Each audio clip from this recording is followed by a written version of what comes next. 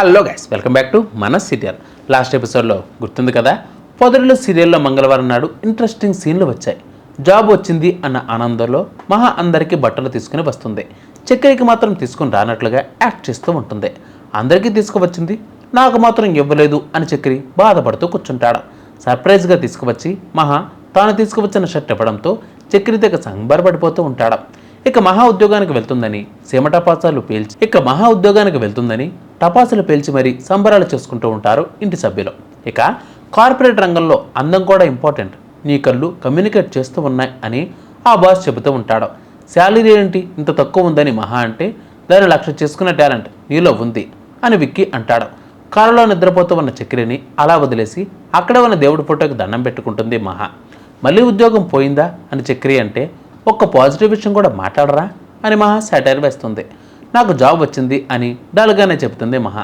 చిన్న కంపెనీ కదా, ఒకే రౌండ్లో ఉద్యోగం వచ్చింది, శాలరీ తక్కువ ఉంది, ప్రెషర్కి ఇంతే ఉంటుంది, మీకు ఎక్కువ శాలరీ వచ్చి నాకు తక్కువ వస్తే ఇన్ఫీరియారిటీ కాంప్లెక్స్ వస్తుందేమో అని అంటాడు చక్రే. అలా ఏమీ లేదు అని మహా అంటే, మీ చదువుకు పెట్టిన డబ్బులు నాకిస్తే కార్లు కొని నెలకు 2 లక్షల వరకు సంపాదించేవాడిని అని చక్రి సెటైర్ వేస్తాడు. దీనితో మహా ఫీల్ అవుతుంది. ఈ అర్చకుడిని క్షమించండి అని చక్రి అంటే, అది అర్చకుడు కాదు అర్చకుడు అని మహా అంటుంది. అయితే అదే క్షమించండిలేండి అని చక్రి అనడంతో మహా నవ్వేస్తుంది. జాబ్ వచ్చింది అనే విషయాన్ని పెద్దికి చెప్పాలి అని కన్స్ట్రక్షన్ సైట్ వద్దకు చక్రి మహా వెళ్తారు. అక్కడ పెద్దికి ఈ విషయం చెబుతారు. బన్సీ కూడా అభినందనలు తెలియజేస్తాడు. ఇంతలో అక్కడకు మనీషా వస్తుంది. ఇతను చక్రి, ఆమె అతని భార్య అని పరిచయం చేస్తాడు. అన్నకంటే ముందు తమ్ముడెందుకు చేసుకున్నాడు అని హిందీలో అడుగుతుంది. ప్రేమ అని బన్సీ అంటే, ఇక అలా కాసేపు ముచ్చట్లు పెడతారు. అందరి కోసం మనీషా ఫుడ్ తీసుకుని వస్తుంది. అందరూ కలిసి ఇక్కడే తిందామని పెద్ది అంటాడు. అక్కడ సీన్ కట్ చేస్తే కన్నా మహా వెళ్ళి షాపింగ్ చేసి వస్తారు. బస్సులో వెళ్ళి వచ్చా, ఫ్రీ కదా అని మహా అంటుంది. చైన్ తాకట్టు పెట్టిన డబ్బులు ఇంకా ఉన్నాయి అని మహా అంటుంది. వదిన నా కోసం షర్టు కొంది అని కన్నగాడు సంతోషంతో చూపిస్తాడు. మీకు కూడా తెచ్చాను అని మహా అంటే, సంతోషంతో నాకా అని చక్రి అంటాడు. కాదు పెద్దికి అని మహా అంటుంది.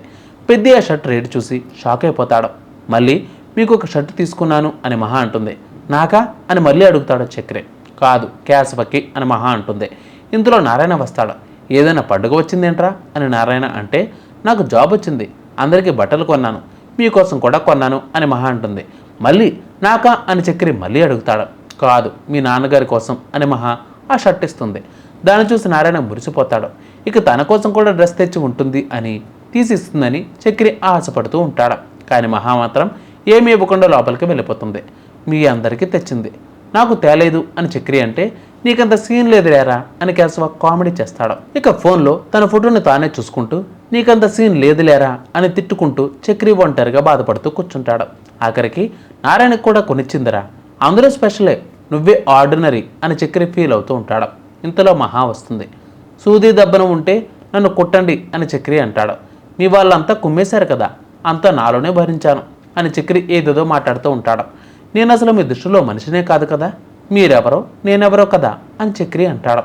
చలికాలం పోగానే సోడలు పక్కన పడేసినట్లు, కొత్త అవకాయని పాతయ్యాక అడుక్కోవడానికి దానం చేసినట్లు అని చక్రి చిట్టుపడలాడుతూ ఉంటాడు. అసలు ఈ కోపమంతా దేనికి అని మహా ఏమీ తెలియనట్లు అడుగుతుంది.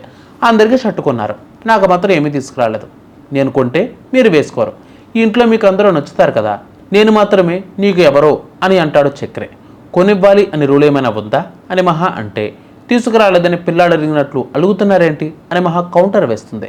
ఇక తర్వాత చక్రి అలకను చూసి కేశవ, కన్న, పెద్ది అందరూ నవ్వేస్తారు. ఇంత జలసీగా ఉన్నావేంట్రా అని కేశవ, కన్న అంటారు.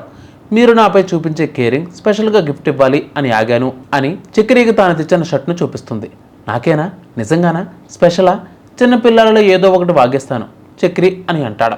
నాకు మా సిరిపాప గుర్తుకు వచ్చింది అని మహా అంటుంది.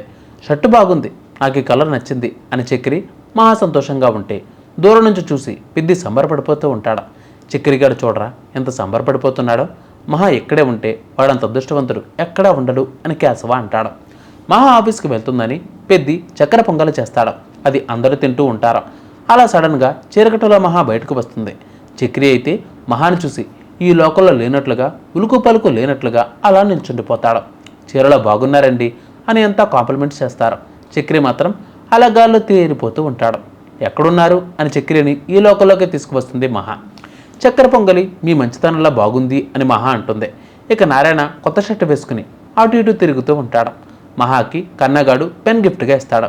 నేనేమీ తీసుకురాలేదు అని కేశవ అంటాడు.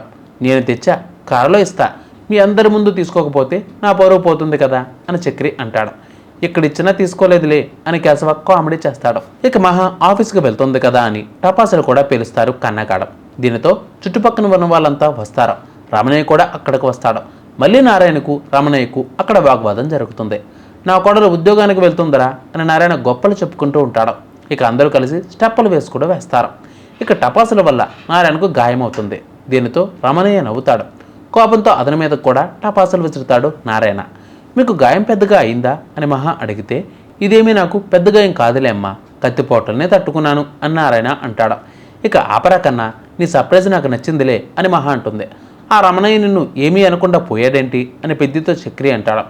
ఏమోరా తెలీదు అని పెద్ది అంటాడు. ఆ తర్వాత మహా ఇక చక్రి కారు ఎక్కి ఆఫీస్కి బయలుదేరుతుంది. శైలితో తిరగద్దు, అది వాడుకుంటుందిరా అని చోటుగాడికి కేశవ చెబుతూ ఉంటాడు. కేశవ ఎంత మాట్లాడినా చోటుగాడు మాత్రం సైలెంట్గా బాధగా అలా చూస్తూ ఉంటాడు. ఇంతటితో ఎపిసోడ్ క్లోజ్. సో నెక్స్ట్ ఎపిసోడ్లో కార్ గిఫ్ట్, ఆ తర్వాత మళ్ళీ ప్రతాప్ ఇంట్లో ఒక చిన్న నాటకం ఉంది, అది రేపు చూద్దాం. అందరికీ కీప్ వాచింగ్ మన సీరియల్.